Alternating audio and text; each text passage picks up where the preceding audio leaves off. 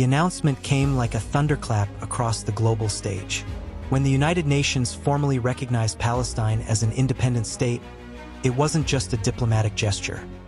It was a seismic shift in the geopolitical landscape.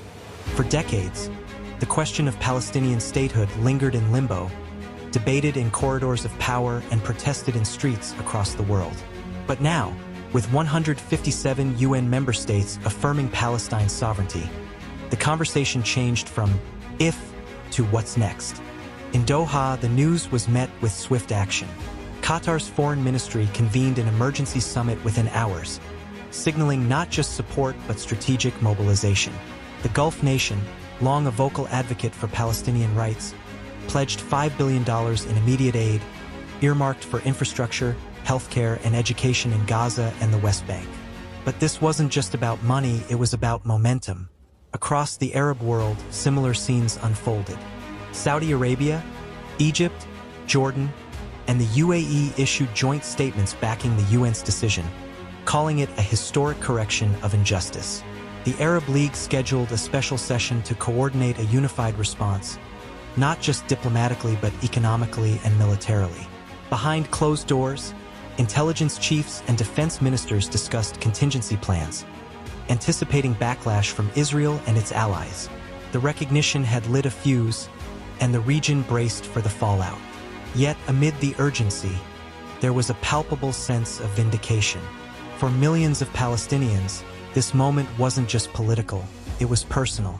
It was the validation of identity, the acknowledgement of suffering, and the promise of a future shaped by their own hands.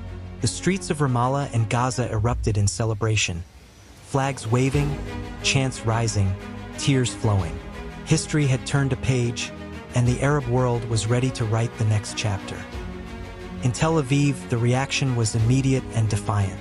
Israeli officials condemned the UN's decision as reckless and destabilizing, accusing the international body of undermining peace negotiations. Prime Minister Netanyahu held a late-night press conference, flanked by military leaders, vowing to reassess all diplomatic and security protocols. Within hours, Israeli forces increased their presence along the borders of Gaza and the West Bank. Drone surveillance intensified, and reservists were called up. The message was clear: recognition would not come without resistance. But this time, the Arab bloc was not merely reacting, they were orchestrating. Qatar's diplomatic channels buzzed with urgency. The emir personally reached out to leaders across the Arab world, urging coordinated action. In Riyadh, Crown Prince Mohammed bin Salman authorized a sweeping review of Saudi Arabia's foreign aid strategy, redirecting billions toward Palestinian development. Egypt reopened the Rafah crossing, allowing humanitarian convoys to flow freely into Gaza for the first time in years. Jordan deployed medical teams and engineers to assist in rebuilding efforts. The Arab response was not just symbolic, it was systemic. Meanwhile, in Washington, the mood was tense. The United States, long a staunch ally of Israel, found itself in a diplomatic bind. The UN vote had passed with overwhelming support, including from several European nations. Public opinion in the West was shifting, with growing calls for a more balanced approach to the Israeli-Palestinian conflict. Analysts warned that ignoring the new reality could isolate the US from key global partners. In response, the State Department issued a cautious statement, acknowledging the vote while reaffirming its commitment to Israel's security. But behind closed doors, officials scrambled to recalibrate their Middle East strategy. The world was watching, and the balance of power was shifting. The Arab world had found its voice, and it was speaking in unison. In the heart of Gaza, the transformation was already underway. Bulldozers cleared rubble from bombed-out neighborhoods, not just to rebuild homes, but to reclaim dignity. Children walked to newly reopened schools, clutching books instead of trauma.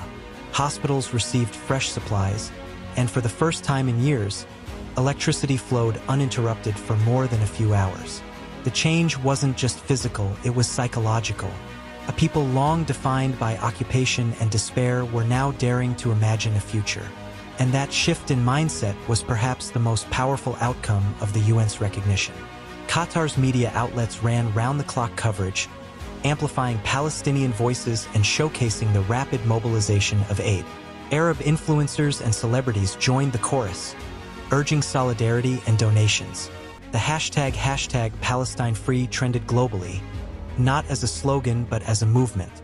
In Beirut, Amman, and Cairo, candlelight vigils honored those lost in the struggle, while rallies celebrated the dawn of a new era. The Arab youth, often disillusioned by politics, found renewed purpose in the cause. Universities launched scholarship programs for Palestinian students. Tech hubs in Dubai and Riyadh offered mentorships and seed funding for startups in Ramallah. The region wasn't just reacting, it was investing, but the optimism was tempered by realism. Israeli airspace remained tense, and border skirmishes flared sporadically. Hardline factions within Israel called for retaliatory measures, while some Western media outlets questioned the sustainability of the recognition.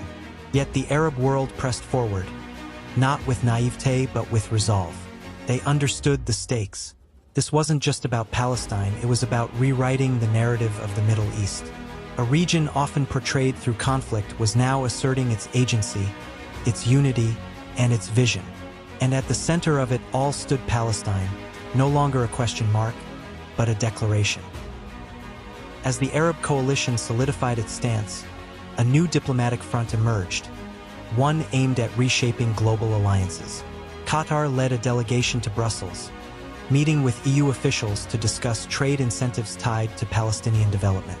The UAE initiated talks with African Union leaders, proposing joint infrastructure projects that would include Palestinian contractors and engineers. Saudi Arabia reached out to ASEAN nations, offering energy partnerships in exchange for formal recognition of Palestine. The strategy was clear: normalize Palestine's status not just in the Arab world, but across continents. It was a campaign of legitimacy, built on economics, diplomacy, and shared interests. At the same time, Arab media began reframing the narrative. No longer was Palestine portrayed solely through the lens of conflict. It was shown as a nation of resilience, innovation, and culture. Documentaries aired showcasing Palestinian entrepreneurs, artists, and scientists. News anchors spoke of Palestine's future with conviction, not caution. The psychological shift was profound.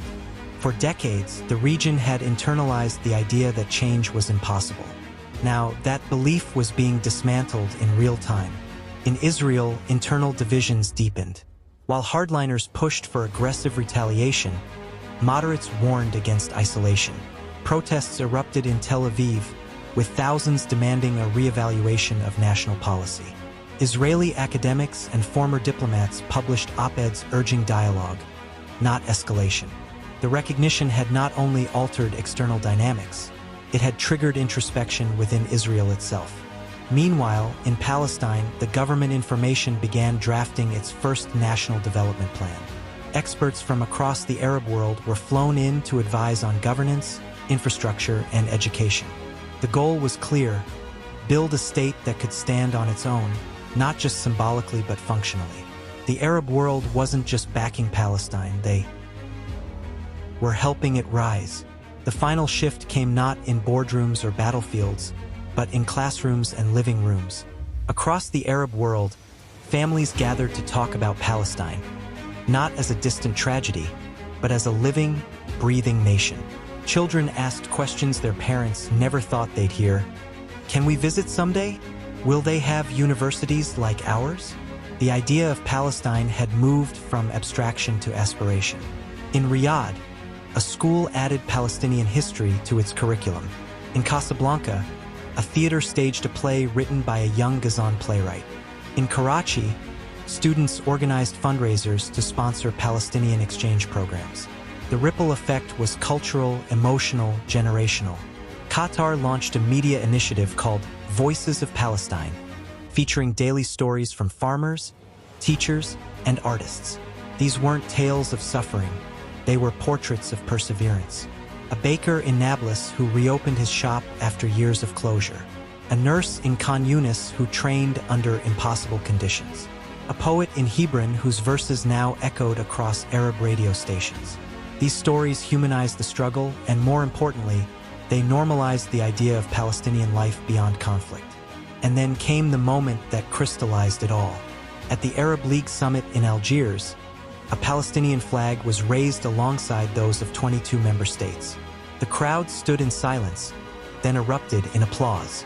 It wasn't just a symbol, it was a statement. Palestine was no longer a cause. It was a country. The recognition by the UN had opened the door, but it was the Arab world that walked through it, hand in hand with a people long denied their place. The journey ahead would be complex, fraught, and unpredictable. But for the first time, it would be traveled with dignity, direction, and the undeniable truth of belonging.